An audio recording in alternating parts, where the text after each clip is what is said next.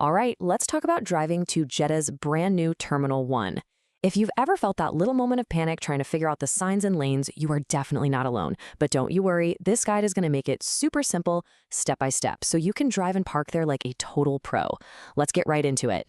So what's the mission today? Are you dropping someone off for their flight, or are you there to pick up a friend or family member? The signs and the lanes can be kind of confusing, but we're about to break it all down and make either trip completely stress-free. So here's how we're going to do this. We're going to take a little virtual road trip, broken down into 5 easy parts. We'll start with just getting to the terminal. Then we'll cover the 2 different paths for drop-offs and pickups. After that, we'll dive into the parking garage itself, and finally wrap up with how to pay and get out of there smoothly. Okay, so you're driving towards the airport and the signs start popping up fast. It can feel a little overwhelming, but here's the thing. It all boils down to one single decision. And if you know just 2 crucial Arabic words, you will get it right every single time. Word number 1 is Kadim. This means arrivals. So if you're there to pick someone up, this is your magic word. Just keep your eyes peeled for Kadim on the big blue signs, and you'll know you're on the right track. And word number 2 is muhadir. This means departures. So obviously, for dropping someone off for their flight, you're going to follow the signs for muhadir. It really is that simple. Kadim for pickup, muhadir for drop-off. Got it? And this, right here, is the most critical moment of the entire drive. As the main road splits, you have to commit to a lane. For pickups, that's Kadim, you absolutely have to be in the left lanes. For drop-offs, our mugadir path, you need to stay in the center or the right lanes. This one choice is going to set you up for success. All right, let's follow that first path. Let's pretend we're dropping someone off. So we've stayed to the right, and now we're just following the signs for mugadir, or departures. And honestly, this is the super easy route. The whole process is incredibly straightforward. The signs will guide you right up to the departures curb. You can pull over at any of the gates, A1, B2, C1, it doesn't really matter. They all lead inside to the same giant hall.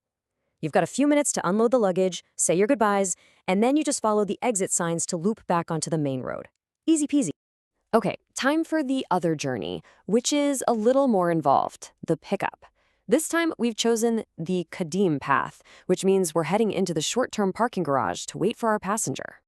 And you see, this is why that lane choice we talked about a minute ago is so important. By staying on the left, you're perfectly lined up to follow the signs for Kadim and short-term parking. They literally funnel you right to the entrance of the parking garage. No last-minute swerving needed. So you're heading into this huge, multi-level parking garage. I know, it can look a little intimidating at first, but trust me, it has some really clever features that are designed to make your life a whole lot easier. Let's find a spot. It all breaks down into 4 simple steps. 1, just take your ticket at the entry barrier. 2, follow the signs to whichever parking level you feel like. Now for step 3, and this is the best part, don't just drive around aimlessly looking for a spot. Look up. Above every single space, there's a little light. If it's green, the spot is empty. It's a total game changer. And finally, step 4, once you're parked, just make a mental note of your zone, A, B, or C. It'll save you from wandering around later. And here is a fantastic pro tip for you. There are actually 2 big parking buildings, East Parking and West Parking. Almost everybody just pulls into the first one they see, the East Garage, and it can get pretty busy. But if you just drive a little bit further, you'll see the entrance for the West Garage, and it is almost always way less crowded. You're welcome.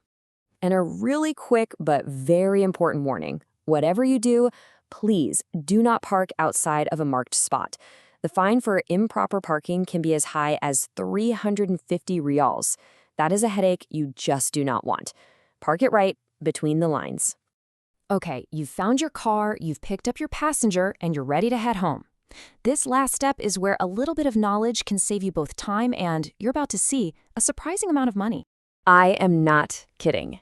There is one simple trick, one thing you can do that will literally cut your hourly parking rate in half. Let me show you how it works.